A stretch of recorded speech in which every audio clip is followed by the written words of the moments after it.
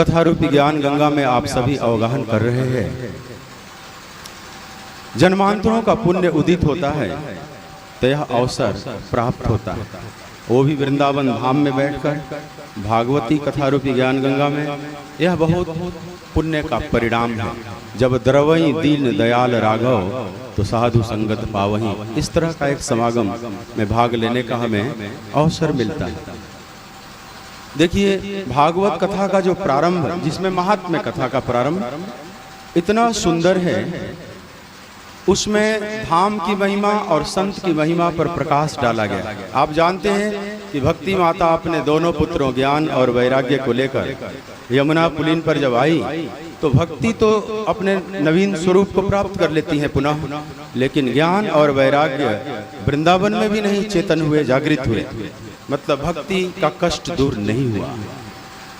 पुनः देवर्षि नारद से प्रार्थना करती हैं, भो भो साधो क्षणम तिष्ठ मत चिंताम अपि नाशय दर्शनम तव लोकस्य सर्वथा अघहरम परम। भक्ति माता देवर्षि नारद से प्रार्थना करती है, भो भो साधो क्षणम तिष्ठ, हे साधु अधिक समय आप नहीं दे सकते हैं तो एक क्षण भी रुकिए। और हमने सुना है कि आपका दर्शन, संत का दर्शन सर्वथा अघहरम परम, हर प्रकार से हमारे पापों को दूर करने वाला होता है। सरदा तप निशि ससिया पहरई संत दर्श जिमि पातक टरई। तो आप एक क्षण भी मेरे को समय दीजिए, उतना भी मेरे लिए बहुत हो जाएगा। देवर्षि रुक जाते हैं और अपनी सब बात बताती है, मैं कैसे जन्म, मैं भक्ति माता हूँ, द्रविड़ देश में जन्म हुई, कर्नाटक में पली बढ़ी, महाराष्ट्र में कहीं कहीं सम्मानित हुई और गुर्जरे जीर्णताम गताम, गुजरात में आकर मैं जीर्ण शीर्ण अपने दोनों पुत्रों ज्ञान और वैराग्य सहित हो गए। जैसे तैसे अपने आप को संभालती हुई श्रीधाम वृंदावन आई और यहाँ का पावन पुलिन का स्पर्श पाकर मैं तो अपने रूप में आ गई, लेकिन जो मेरे पुत्र हैं ज्ञान और वैराग्य, यह दोनों अभी भी वैसे ही वृद्ध और मूर्छित पड़े हुए हैं। देखिए, यह कथा ऐतिहासिक कम है और पौराणिक ज्यादा है। हम लोग इसको दूसरे रूप में, यह मेटाफोरिक या सिंबॉलिक कथा है। इसको ये हिस्टोरिकल फैक्ट नहीं, ऐतिहासिक सत्य नहीं, बल्कि पौराणिक सत्य है। तो माइथोलॉजिकल ट्रुथ है। ये सबके भीतर की अंतर व्यथा है और उस व्याख्या में मैं ज्यादा नहीं जा रहा हूँ। लेकिन आप ये समझिए, जब वृंदावन में आई तो भक्ति जागृत होगी, लेकिन ज्ञान वैराग्य जागृत नहीं हुए। तो भक्ति स्वाभाविक है, माता है तो पुत्र जब मूर्छित पड़े हुए हैं तो आनंदित कैसे हो सकती? बिना ज्ञान वैराग्य के भक्ति आनंदित नहीं हो सकती। पर वह ज्ञान वैराग्य तो वृंदावन भी नहीं जगा पा रहा। धाम की भी अपनी एक सीमा है।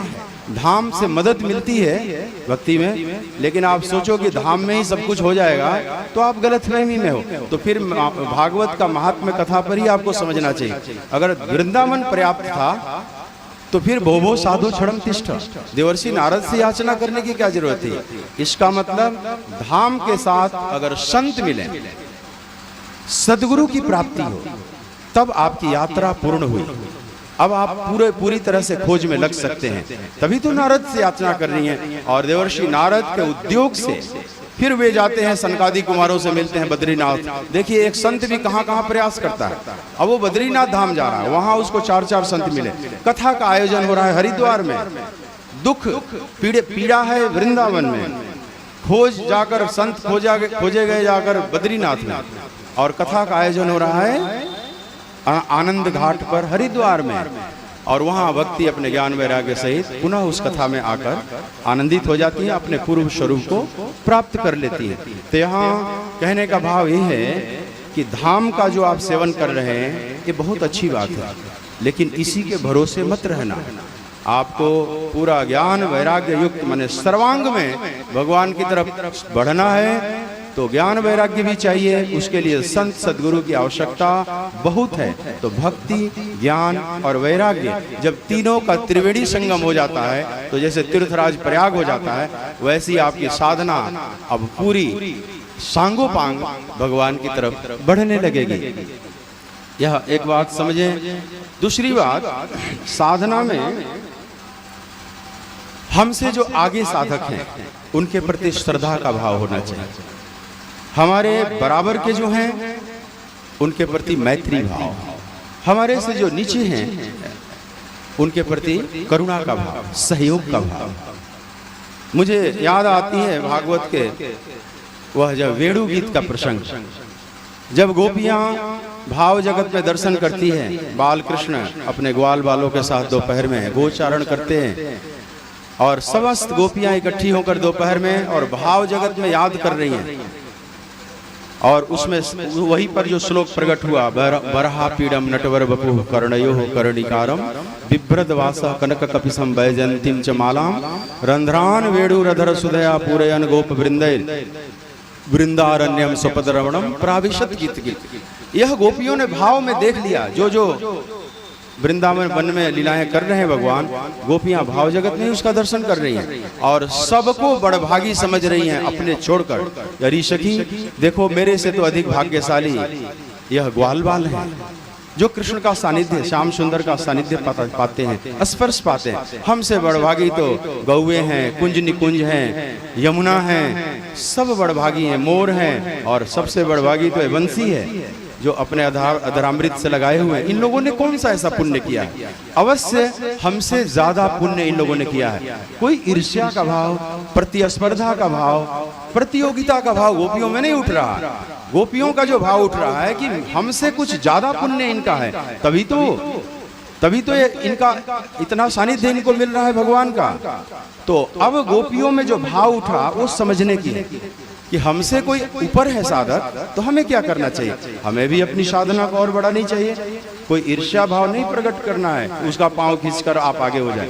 हम भी प्रेरणा लेकर और वही काम करें जो उन लोगों ने किया है, अधिक आराधना किया है, अधिक उनका सौभाग्य है, पुण्य है। और वहीं पर गोपियां निर्णय लेती हैं कि आगे आने वाला जो शरद ऋतु के बाद का जो हेमंत ऋतु है, इसका प्रथम महीने में हम 1 महीने का अनुष्ठान प्रारंभ करती हैं। सुखदेव जी महाराज कहते हैं, हेमंते प्रथमे मासी नंद व्रज कुमारी का चिरुर भविष्य भुंजानाम कात्यायन अर्चयन व्रतम। हे राजन, ठीक, अब यह जो ब्रज की गोपियां हैं समस्त सामग्री पूजन लेकर, और पूजा किसकी कर रही है थोड़ा समझने। कात्यायनी की अर्चना हो रही, पाना है कृष्ण को, और कात्यायन अर्चयन वंदना हो रही, पूजा हो रही है माँ कात्यायनी की, माँ पार्वती की, माँ गौरी की। बहुत सुंदर महाराज श्री का आश्रम का नाम है गौरी गोपाल। हमें बड़ा अच्छा लगा कि गौरी और गोपाल को कैसे सामंजस्य किया जाए, यहाँ पर समाधान होता है। देखो, पाना है कृष्ण को और पूजी जा रही है गौरी। सुने हो ना प्रसिद्ध श्लोक, कात्यायनी महामाये महायोगिन्यधीश्वरी नंद गोपसुतम देवी पति में कुरुते नमः। हे महायोगेश्वरी, हे शिवप्रिय माँ, आप हम पर प्रसन्न होइए और माँ हमें वर दीजिए। सीधी भाषा में रख देती हैं वर। सीता जी जो मांगी है ना, वो ऐसे लाग लपेट कि मोर मनोरथ जानहुनी के ऐसे नहीं, और माँ ने आशीर्वाद दिया मन जा ही राचो। लेकिन यहाँ गोपियाँ बोली वाली है, विदुषी नहीं है माँ जानकी की तरह। तो सीधी बात जो हृदय में है, माँ नंद गोप के जो पुत्र हैं, नंदलाल हैं, वे मुझे पति रूप में प्राप्त हो। तो यहाँ एक विशेष बात ध्यान रखना कि मांगना लक्ष्य है कृष्ण, और मांगा जा रहा है कात्यायनी देवी से। तो जिसके पास देने की क्षमता है उसी से तो मांग सकते हो। एक भिखारी से आप 1 लाख रुपया मांगेंगे, वो आप ही से मांग लेगा। तो माँ कात्यायनी में कुछ क्षमता तो है ना जो प्रदान कर सकती है। तो यहाँ आप समाधान देखो, जो वैष्णव शैव शाक्त जो आपस में धाराएं कटती रहती है, उनके ऊपर है बहुत बड़ा संदेश है। गोपियों से बड़ा वैष्णव और कौन हो सकता है? और पूजित हो रही है कात्यायनी और मांग रहे हैं कृष्ण को। आप इस समन्वय को जरा समझिए और यही उदार भाव आप में प्रकट होगा तो सब वह प्रभु की ही अभिव्यक्ति है। पूरा संसार वही कभी कृष्ण रूप में अभिव्यक्त हो रहे हैं, जगदम्बा रूप में वही हो रहे हैं, शिव रूप में, और सब रूपों में अभिव्यक्त एक ही परमात्मा हो रहा है। तत्व दो नहीं, रस भेद है, तत्व भेद नहीं। इस तरह से उदार भाव से आप भगवान कृष्ण की आराधना में लगे, और भगवान कृष्ण उदार हैं, उनकी वाणी भगवत गीता उदार है। उसी तरह से आपका जीवन भी संकीर्ण नहीं, उदार होना चाहिए। तो बहुत बढ़िया नामकरण किया है, एक बहुत साहसिक कदम गौरी गोपाल। यहाँ शक्ति और कृष्ण को दोनों को साथ रख दिया गया, मुझे बहुत अच्छा लगा। और इन्हीं शब्दों के साथ मैं अपनी वाणी को विराम दूं। बोलिए श्री भागवत भगवान की जय। जय जय श्री राधे।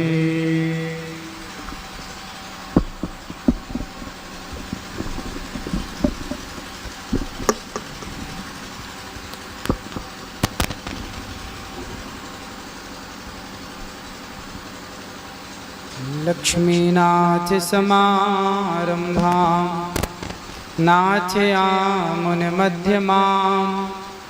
अस्मदाचार्यपर्यन्तां वन्दे गुरुपरम्पराम्। जय जय श्री राधारमण, जय जय नवल किशोर, जय गोपी चित चोर प्रभु, जय जय माखन चोर। बोलिए वृंदावन बिहारी लाल की जय हो, कृष्ण कन्हैया लाल की जय हो। जय जय श्री राधे, जय जय श्री राधे। व्यासाय विष्णु रूपाय व्यासासीन पूज्य महाराज श्री, आपके श्री चरणों में दास का कोटि कोटि नमन। संत शिरोमणि श्री चिरंजीवी जी महाराज जी के श्री चरणों में आप भगवान की कथा कहकर जीव मात्र के हृदय में भगवान की स्थापना कर रहे हैं। साथ ही परीक्षित बन के आप कथा का रसपान कर रहे हैं। बड़े भाग्यशाली हैं। हमारी माता मैया श्री कमलेश मैया जी, जो प्रेम पूर्वक ये सारा आयोजन आपके द्वारा आपके माध्यम से हो रहा है, आपके श्री चरणों में दास का कोटि कोटि नमन। पूज्य संत भगवान के चरणों में दास का कोटि कोटि नमन। पूज्य महाराज जी संत शिरोमणि महाराज श्री के चरणों में आप सभी के श्री चरणों में दास का कोटि कोटि नमन। पूज्य महाराज जी बहुत अच्छी बात कह रहे थे कि संत के बिना धाम में आना सफल नहीं है। संत समागम हरि कथा दुर्लभ तुलसी दोए। तुलसी दास जी कहते हैं संत समागम हरि कथा दुर्लभ तुलसी दोए। सुत दारा और लक्ष्मी पापी के भी हो। पत्नी पुत्र पैसा पापी के यहाँ भी हो सकता है, पर संतों का पदार्पण और भगवान की कथा कभी पापी के घर नहीं हो सकती। ये तो कोई पुण्यात्मा ही संतों को अपनी ओर आकर्षित कर सकता है, उनके चरणों को बुला सकता है, और भगवान की कथा। और आज आपको दोनों प्राप्त हो गए। भगवान की कथा भी मिली और ऐसे संतों का सानिध्य भी मिला। आग लगी आकाश में बरस रहे अंगार, पर संत न होते जगत में तो जल जाता संसार। कितनी बढ़िया बात है। संत ना होते तो क्या होता। एक छोटी सी कल्पना करके देखी जाए कि संत ना होते तो क्या होता। आज भी समाज में जिन पर संतों की कृपा है वो आज भी सुखी हैं। शराब कौन पी रहा है? जो संतों से नहीं जुड़ा। मांसाहार कौन कर रहा है? जो संतों से नहीं जुड़ा। जो संतों से जुड़ गया है वो आज भी इस भटकाव के जमाने में आज भी वो लोग स्थिर हैं अपनी साधना में, जो संतों से जुड़े हुए हैं। देखिए कोरोना जब आया तो आप सबने सुना कि वो ऐसी बीमारी थी कि जो छुए उसे भी बीमारी हो जाए। उसी तरह संत जिसकी ओर देख दें और जो संतों की शरण में आ जाए, जो आएगा वो भव से पार होता चला जाएगा। जो नहीं आएगा, एक बार भगवान श्री कृष्ण को लेकर मैया यशोदा दीप दान करने गई यमुना जी में। तो मैया दीप दान कर रही थी, बहुत सारे दिए थे। तो भगवान श्री कृष्ण छोटे बालक थे उस समय, तो यमुना के तट पर बालू पर लेट गए पेट के बल, और बहते हुए दियों को अपनी तरफ खींचने लग गए। मैया बोली, लाला ये तू क्या करे? लाला तू क्या कर रहा है? मैया मैं बहते हुए दियन को संभालूं, अपने पास में रखूं। अरे लाला इतने सारे दिया बह रहे हैं, तू किस किस को बचाएगा? मैया देख वो दिया डूब गया, तो तू बचाया क्यों नहीं? मैया जो मेरे बगल से मेरे पास से गुजरता गया उसे तो मैंने बचा लिया, जिसने मेरे से दूरी बना रखी थी वो डूब गया, मैया मैं उसे कैसे बचाता? तो जो भगवान से दूरी बनाएंगे वो डूब जाएंगे, और जो भगवान के और संतों के करीब रहेंगे वो भव से पार लगते जाएंगे। तो भव से पार लगना है तो दूरी संतों से और भगवान से नहीं, दूरी विषयों से, बुराइयों से। संतों के करीब जाओ, संतों के साथ में बैठो तो कथा सुनने को मिलेगी। प्रथम भगति संतन कर संगा, संतों का संग पहली भक्ति है। प्रथम भक्ति यदि पाना है तो संतों की संगति से मिलेगी, प्रभु के चरणों में मिलेगी। आप सभी संतों को दास का कोटि कोटि नमन। आप सबका दर्शन करके ये दास कृतार्थ हुआ। हमारा बड़ा पुण्य कि आज आप सभी संत जनों का, भक्त जनों का एक साथ दर्शन लाभ मिला। सभी के चरणों में दास का कोटि कोटि नमन। सबको जय श्रीमन नारायण, जय श्री कृष्णा, राधे राधे। बोले राधा सर्वेश्वर भगवान की जय। सभी